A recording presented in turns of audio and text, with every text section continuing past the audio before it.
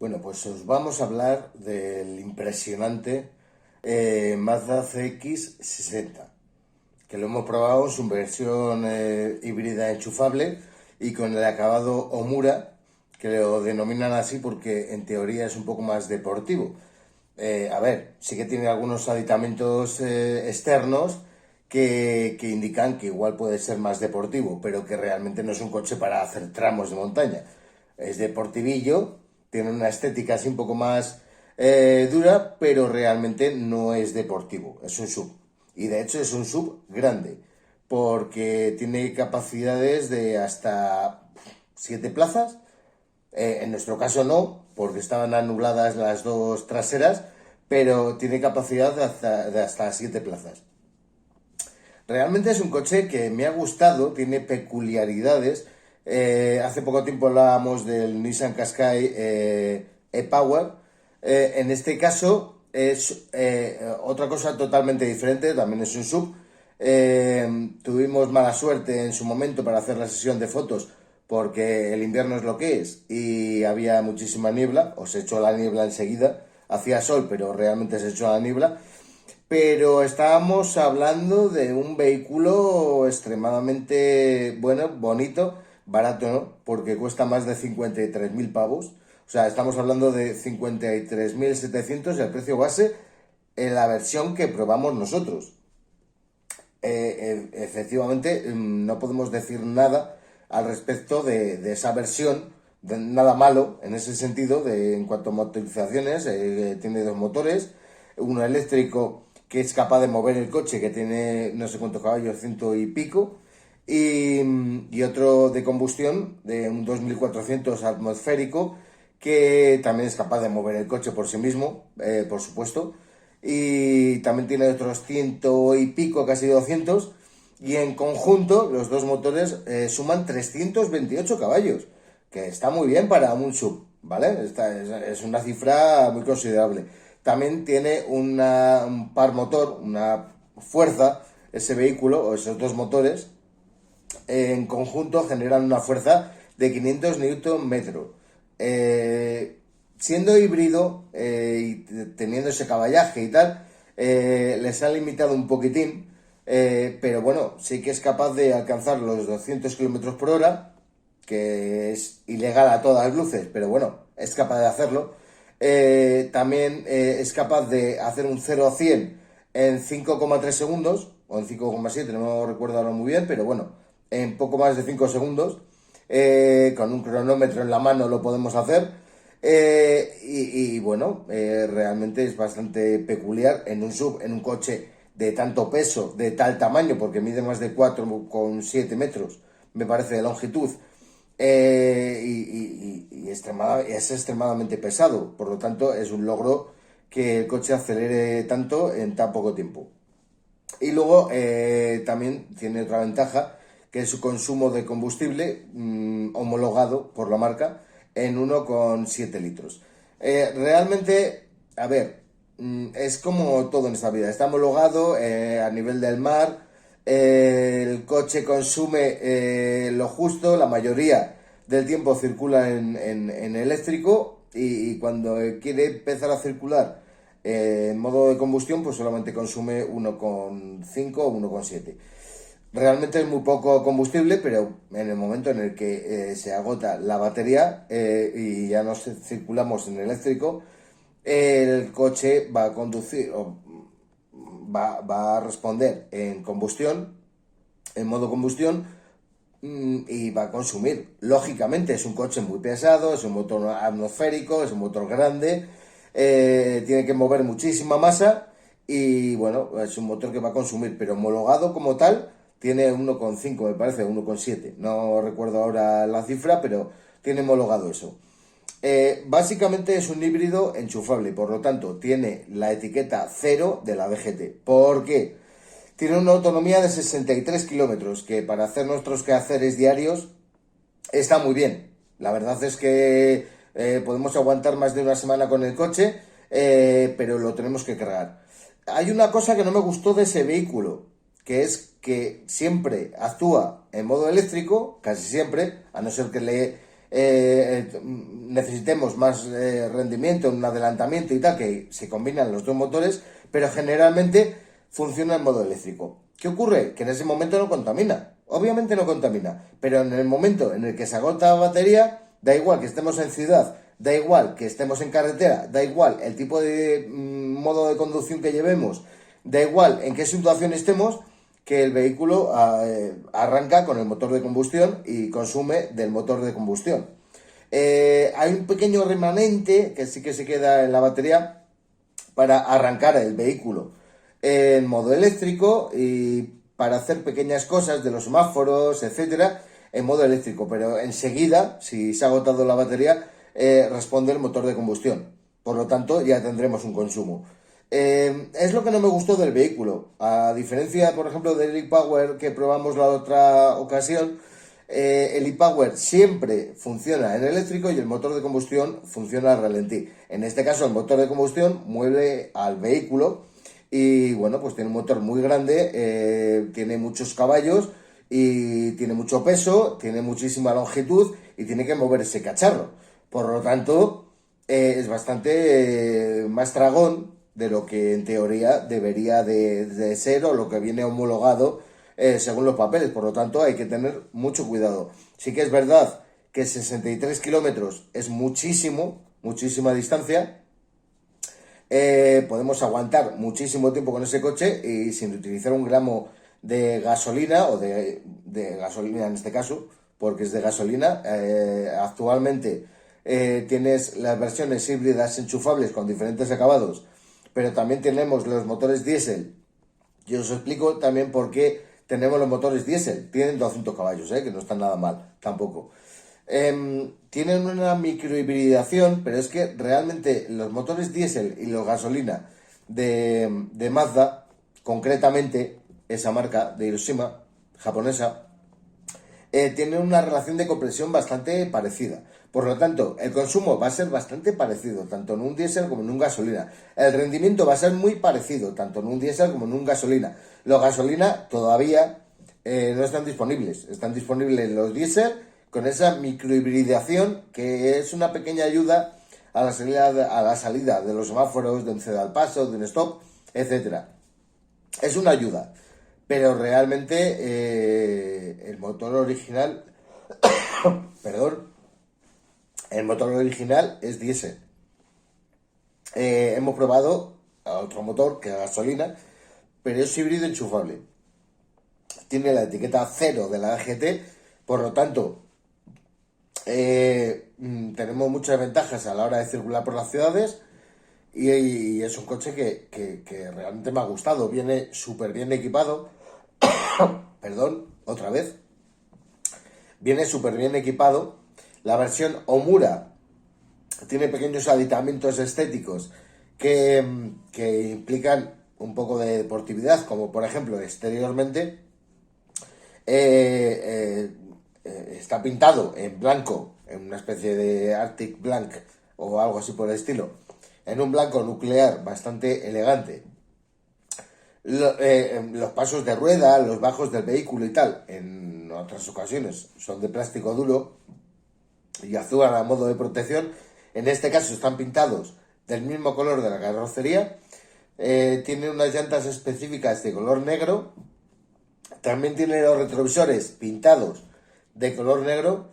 Y bueno, pues le da un toque elegante, le da un toque deportivo. Realmente no es un coche que lo sea, pero le da un toque, ¿vale? Un toque diferente. Por eso se llama Omura, esta versión que hemos probado. Es un coche que realmente me ha encantado, porque a la hora de conducirlo y tal, me ha gustado. Hay una cosa que me llamó mucho la atención, no me ha pasado con ningún coche que he probado y que ha pasado por mis manos en todos estos años, y es que la dirección, concretamente la dirección, luego se comportaba de una forma muy ágil y la dirección era muy directa y me gustó. Realmente es un coche al que te acostumbras rápido, pero así de primeras me pareció un coche que estaba circulando con un camión. O sea, era una dirección muy pesada, era un coche que me costaba conducirlo y al poco tiempo o bien me acostumbré a la conducción de ese vehículo o no sé, o lo que fuere, pero que realmente me parecía un coche extremadamente ágil y muy fácil y muy sencillo de manejar y de conducir. No sé por qué extraño motivo, me parecía muy pesado al principio. Es un coche que sí, que pesa muchísimo, tiene mucha longitud y tenemos que mover muchísima masa. Pero realmente no lo estamos empujando, o sea que lo vamos conduciendo.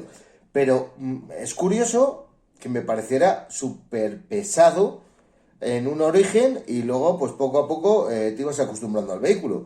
Yo creo que es una sensación que podremos tener muchos. No os dejéis llevar nunca por la primera impresión, en todos los ámbitos, bien sea en coches, bien sean mujeres, bien sea lo que sea. No os dejéis llevar por la primera impresión, ¿vale? Que hay un poco más. En este caso había un poco más, pero nunca me había pasado. Realmente me pareció una situación muy curiosa. Equipado, pues nuestra versión era no de las altas de gama, pero casi casi, porque venía equipado hasta arriba, tenía volante calefactado, asientos de cuero calefactados, ventilados, los asientos de atrás estaban calefactados también en 3 niveles, tenía el climatizador bizona, tenía huecos repartidos por todo el habitáculo, tenía un espacio específico para dejar nuestro smartphone, tenía enchufes, increíble, pero tenía unas tomas de enchufe o una toma de enchufe para aparatos de 220 voltios, o sea, eso, como los de casa. O sea, era bárbaro, para ser un coche era bárbaro. Tenía unos ciertos equipamientos, tenía un marcador, una instrumentación digital, tenía en el centro una serie bueno, un aparato en el que podíamos elegir los modos de conducción, que tampoco le encontraba mucho sentido porque es un coche bastante orientado al asfalto. Y bueno, pues el modo Comfort pues está bastante bien. El modo EV es pues solamente para circular en modo eléctrico por las ciudades. Pero luego tenía un modo off-road, un modo Sport, que realmente no le acabo de comprender un poco, o sea, bastante la situación. Porque realmente no acabo de comprender por qué tiene esos modos, pero los tiene. Realmente les tenía. Está bastante bien, pero no tenía elementos específicos, por ejemplo, para una circulación fuera del asfalto. Con el modo Sport sí que se reaccionaba un poco antes el motor, un poco más fuerte, era un poco más violento, si se me permite ese tipo de palabra. A la hora de la respuesta era mucho más activo. En modo off-road no tenía ningún tipo de ayuda fuera del asfalto. Solamente tenía, sí que es cierto que tenía un botón de control de descensos bueno, lo tenía. Pero realmente con ese coche, yo personalmente y con esas ruedas, etcétera, yo no me atrevería a hacer ningún tipo de pinito fuera del asfalto, ¿vale? Dentro del asfalto, bueno, pero fuera del asfalto, ni de coña. ¿Por qué?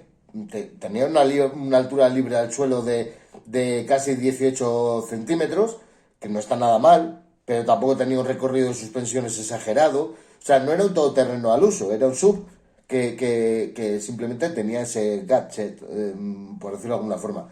Me parece, no sé, o sea, no me parece apropiado para ese tipo de vehículo y con esa orientación, que encima pues tenía ese rollo deportivo bueno, que con esa orientación pues no me parece un vehículo muy específico para circular off-road. Sí que tenía tracción a las 4 ruedas, pero luego tenía el motor híbrido, que le añadimos la batería, le añadimos el motor eléctrico, le añadimos unos 200, 250, 300 kilos de peso. Tenía tracción a las 4 ruedas. El vehículo, en su soberana inteligencia, pues sabía determinar cuándo tenía que ir o circular en tracción trasera, que consume menos, obviamente, el vehículo, y cuándo necesitaba más agarre, y por eso circulaba en tracción a las 4 ruedas. En su soberana inteligencia, pues está bastante bien. Nos aporta una mayor seguridad en el asfalto. Fuera del asfalto, bueno, podemos hacer algo, pero poco, ¿vale? Pocas circunstancias podemos tener fuera del asfalto. Pero bueno, es una carrocería que se lleva. Es una carrocería grande, porque puede ocupar hasta 7 plazas, puede haber 7 ocupantes, y bueno, realmente es un coche grande. pero es bastante cómodo y bastante ágil a la hora de manejarlo. Las amortiguaciones pues tienen un compromiso bastante bueno entre confort y estabilidad y deportividad. Tienen un compromiso bastante bueno. Y no me dio la impresión de que fuera un coche que botase demasiado, que fuera extremadamente blando, y que tampoco me dio la impresión de que fuera un coche extremadamente duro, que cuando pillábamos un bache el coche realmente era seco en reacciones. No me dio esa impresión. O sea, por lo tanto, me pareció que tenía un compromiso bastante bueno en ese tipo de circunstancias. O sea, pillabas un bache y realmente me pareció que tenía un compromiso bastante bueno. Eh, Me gustó, o sea, globalmente me encantó el vehículo, y luego el equipamiento que tenía era súper extenso. Lo podemos leer más en mymotorlife.com, que tenemos la prueba desglosada, básicamente. Pero aquí os podemos dar pequeñas pinceladas de lo que nos pareció el coche, y me pareció bastante bueno, me pareció bastante correcto. Un poco caro, porque estamos hablando de una tarifa de unos 53.700 pavos, 54.000. Es un coche muy potente, es un coche muy estable, es un coche muy cómodo. Podemos llevar hasta 7 pasajeros. Si no los llevamos y necesitamos solamente 5 plazas, el maletero es enorme, porque tiene 500 y pico litros. Es enorme. El maletero es muy aprovechable, y luego realmente, pues a pesar de que parezca un mazacote el coche, los parachoques traseros no influyen demasiado a la hora de cargar el maletero, porque está bastante bajo el piso del maletero. El portón de ese maletero se abre de forma eléctrica. Está todo como muy electrificado, está todo como muy medido, y está todo fabricado en base a la comodidad de los pasajeros. También es un coche que está muy bien ensamblado, que ya les gustaría a muchos vehículos de categoría premium tener los acabados que tiene Mazda, porque realmente han sabido utilizar muy bien los cueros, los plásticos blandos, los plásticos duros, les han sabido combinar muy bien. Es un interior minimalista, porque solamente y específicamente te vienen los botones muy concretos que vamos a utilizar. Había en este caso, en nuestro caso, un pequeño HUD que proyectaba sobre la luna delantera, sin tener que apartar la mirada de la carretera, la información más relevante en ese momento. Luego teníamos una pantalla táctil que cuando de 12,3 pulgadas, era bastante grande. No me gustó mucho el sistema operativo que llevaba. Es compatible con Android Auto y Apple CarPlay. Es compatible, sin cables, por medio de wireless y todo este tipo de cosas. Pero no me gustó mucho el sistema operativo que tenía, porque, bueno, había ciertas cosas, ciertos menús que se dividían en dos pantallas. Había una parte que no se veía muy bien, teníamos que investigarlo un poco. Pero cuando vamos en marcha, realmente hay una especie de bloque de botones de ruleta entre los dos asientos delanteros, con el que podemos actuar sobre el equipo de Infocio. No es táctil, pero en el momento en el que el coche está detenido, sí que es táctil. O sea, como sistema de seguridad está bastante bien. Luego también teníamos unos mandos que se agradecen, físicos, del climatizador, que en este caso era Bizona. Me gustó, o sea, globalmente el vehículo como tal me gustó. Y bueno, más adelante pues veremos otro tipo de pruebas del concesionario que nos la ha dejado en su momento, de diferentes marcas. Y bueno, veremos las diferencias que hay entre vehículos. Teníamos el Nissan e-Power, Nissan Qashqai e-Power. Ahora tenemos el CX-60, el Mazda. Más adelante tendremos el Renault, no recuerdo cómo se llama, el Made in Spain. Y luego tenemos el Nissan X-Trail e-Power, que será en funcionamiento parecido al Qashqai, pero en concepto de vehículo ya es diferente. Pero bueno, lo veremos más adelante. De momento, quedaros con esta pequeña información que os he dado del CX-60, que me pareció un sub extremadamente bueno, y la solución que tiene es bastante buena, que es la de ser híbrido, y la capacidad y la autonomía que tiene de 63 kilómetros solamente en modo eléctrico me pareció extremadamente buena y bastante elevada para lo que la mayoría de la población hace al día. Pero bueno, a ver, quedaros con este concepto. Para recargar la batería, pues se necesita en un enchufe normal unas 4 horas y media. En un enchufe rápido, pues se necesitarían 2 horas y media, más o menos. O en el enchufe de casa 5 horas y 2 horas y media en el enchufe rápido. Bueno, a ver, depende, ¿vale? O sea, eso también pues habría que hablarlo con los responsables de la marca, etcétera. En nuestras casas lo podemos hacer en un enchufe de la calle. Pues bueno, hay que cambiar un poco la mentalidad. Si vamos a comprar lo dejamos enchufado, pero depende porque, bueno, todo ese tipo de rollos. Pero básicamente, si tenemos la oportunidad o la opción de dejarlo enchufado en casa, me parece una solución bastante buena, bastante elegante en este caso, porque, bueno, la mayoría de los vecinos que ya sabemos cómo funciona España, la mayoría de los vecinos no van a tener ese vehículo, por lo tanto vamos a ser originales, perdón, coño, vamos a ser originales y luego encima vamos a tener un coche híbrido enchufable, que es lo que ahora mismo se lleva y lo que la mayoría de las personas ahora mismo demanda, aparte de los eléctricos, pero bueno, eso ya es otro cantar. Pero el híbrido enchufable me parece una buena solución y más con esta capacidad de batería y más con esta autonomía eléctrica que tiene.